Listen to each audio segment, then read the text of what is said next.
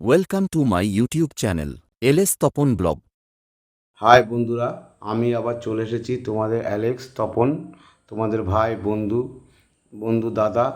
যারা আজ আমার চ্যানেলে যুক্ত আছে তাদের আমি আন্তরিক প্রীতি ও শুভেচ্ছা, এবং যারা এখনও আমার চ্যানেলের সঙ্গে যুক্ত হওনি তাদের আমি শুভকামনা জানাই, ওয়েলকাম জানাই। তারা যাতে আমার চ্যানেলের সাথে যুক্ত হয়ে আমাকে সাপোর্ট করে। আজ আমরা যাচ্ছি একটা নতুন জায়গায়, একজনের সমাধি এবং তার কিছু জীবন কাহিনী শুনতে। যদি ভিডিওটা ভালো লাগে লাইক, কমেন্ট, শেয়ার এবং সাবস্ক্রাইব করে দিও। আর একটা কথা বন্ধুরা, আমার ভিডিও কি তোমাদের ভালো লাগছে না? যদি ভালো লাগে তাহলে সেটাও জানাও কমেন্ট করে, যদি না লাগে সেটাও কমেন্ট করে জানাও। তোমরা যদি কমেন্ট না করো, আমার পাশে না থাকো, আমি তো আগে বেরোতে পারবো না, তাই না? তোমাদের সহযোগিতা আমার একান্ত কাম্য। তোমরা কেন আমাদের সহযোগিতা দেবে? তাই দেখতে থাকো ভিডিওটা। এই সেই জায়গা, খুব আকাঙ্ক্ষিত জায়গা, খুব গুরুত্বপূর্ণ একটা জায়গা। এই জায়গাটা বীরভূমের তারাপীঠের মহাশ্মশান এবং শ্রী শ্রী বাবা বামদেবের সমাধি আছে এখানটায়। এই দেখো, আমরা আসলাম আস্তে আস্তে সমাধিতে মায়ের। এখানে আসল মূর্তি আছে, আসল অরিজিনাল তারাপীঠের মন্দির হচ্ছে এইখানে সবার পুজো দেওয়া যে লাইন হচ্ছে, সব পুজো টুজো নিয়ে সব ফুল, আলতা, সিঁদুর সব নিয়ে বসে আছেন বিক্রি করার জন্য। তারা কাস্টমারের অপেক্ষায় বসে আছে, প্রচুর লোকজন। দেখেছো কত সুন্দর পরিবেশ? এই সব জায়গায় গেলে তোমার মন অটোমেটিক সুন্দর হয়ে যাবে, তোমার কোনো চিন্তা ভাবনা থাকবে না। খুব ঐতিহ্যময়ী জায়গা। ওয়েস্ট বেঙ্গল কি সারা ভারতবর্ষের লোকও এইখানটায় আসে এগুলো দর্শন করার জন্য। সবার তো ভাগ্যে হয় না সব কিছু।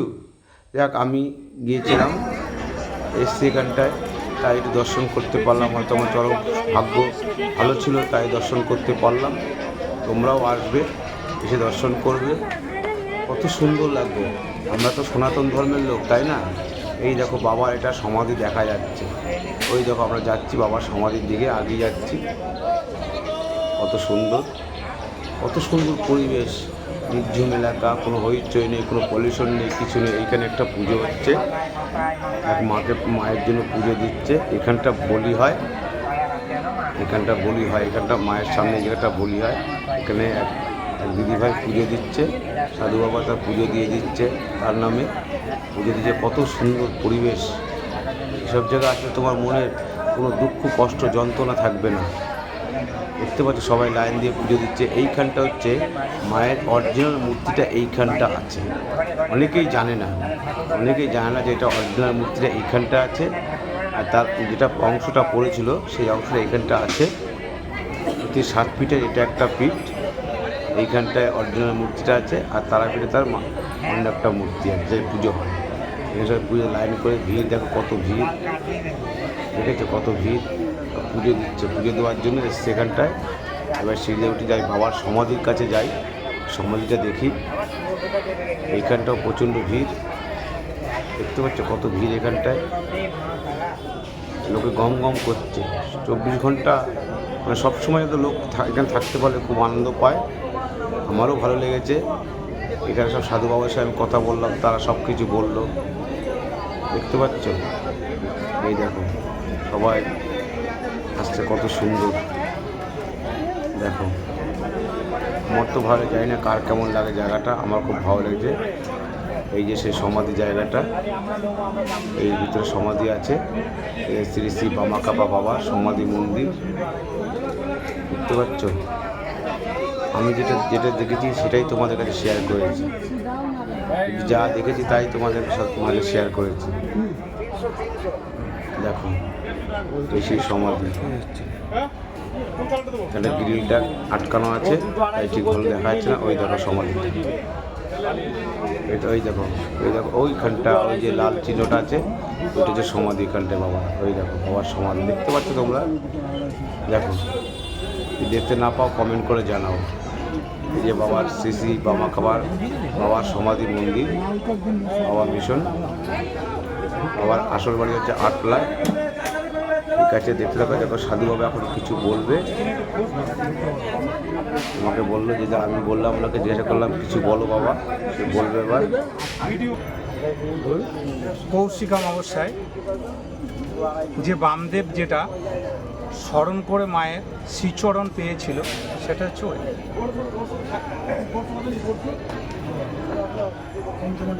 পঞ্চমুণ্ডী আসন।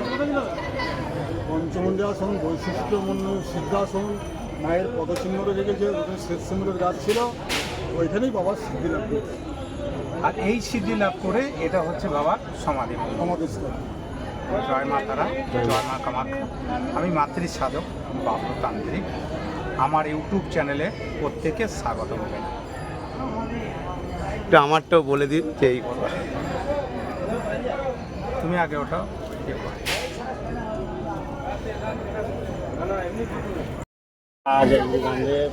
নমস্কার ভক্তরা, একটু জোরে বলবেন। আমি বিশ্বজিৎ তান্ত্রিক, তারাপীঠ মাতৃ সাধক।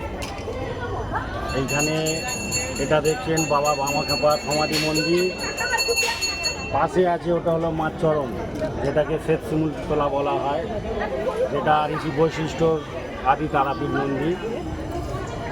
বামদেব ওখানে পঞ্চমুণ্ডী আসন, ওখানে জপ করে মাকে দর্শন করেছিল, মা দর্শন দিয়েছিল। ওটাতে মার চরণ ছাপ আছে, শিলামূর্তি। আগে যেটা এখানে ছিল সেটা এখন মন্দিরে আছে। এটা হলো আদি তারাপীঠ মন্দির, এটা হলো বাবার সমাধি মন্দির, পাশে এটা হলো বামদেব বাবার গুরুদেবের সমাধি মন্দির।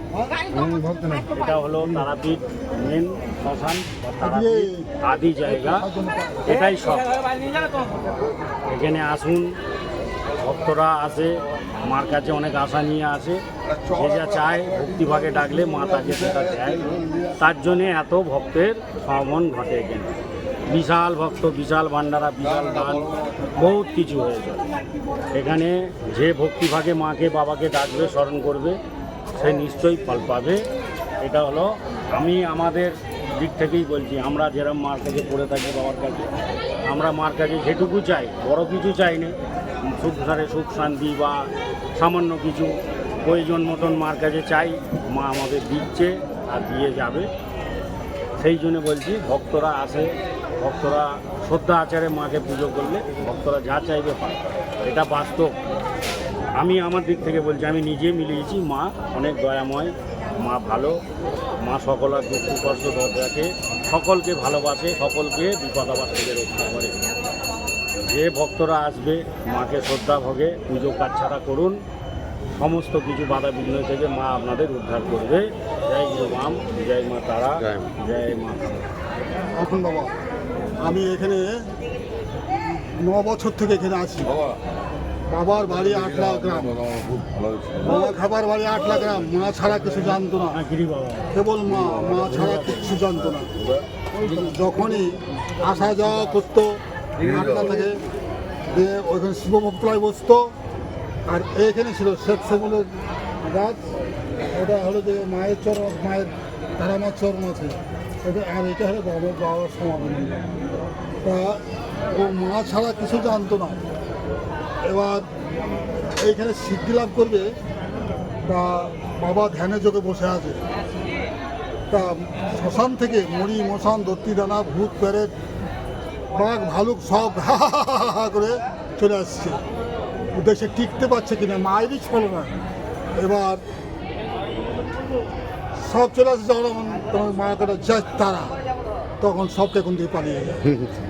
এক এক করে আসে আর চোর হা করে আসে, কিন্তু যাই তারা বলে আর কোনকে কোন দিয়ে পালিয়ে যায়।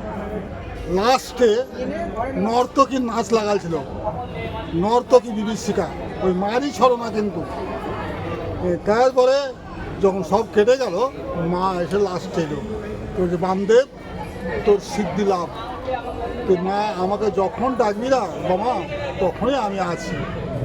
যে বামদেব সিদ্ধি লাভ করলো, দিয়ে বলছে মা আমি যাব, কাশি যাব। তা বলছে বাবা তো কাশি যাস না, কাশি গেলে তুমি কষ্ট পাবি। তা বলছে মা আমি যতই কষ্ট পাই আমি যাব। বামদেব কাশি চলে গেল। তা কীভাবে যে বামদেব গেল তা লোকে কিছু বুঝতে যেটুকু দেখতে হবে সেইটুকু প্লেনের মতন চলে গিয়েছিল। তা ওখানে কোনো লোক খাবার প্রত্যেকে খেতে, কিন্তু ও কোনো খাবার পায়নি। দিয়ে ওখান থেকে না আমার বড় মাই ভালো, আবার কাশি থেকে বেরিয়ে পড়লো। চলে এলো যে দেখুরা গ্রামের ধারে নদীর ধারে দ্বারকা নদীর ধারে বসে গেল।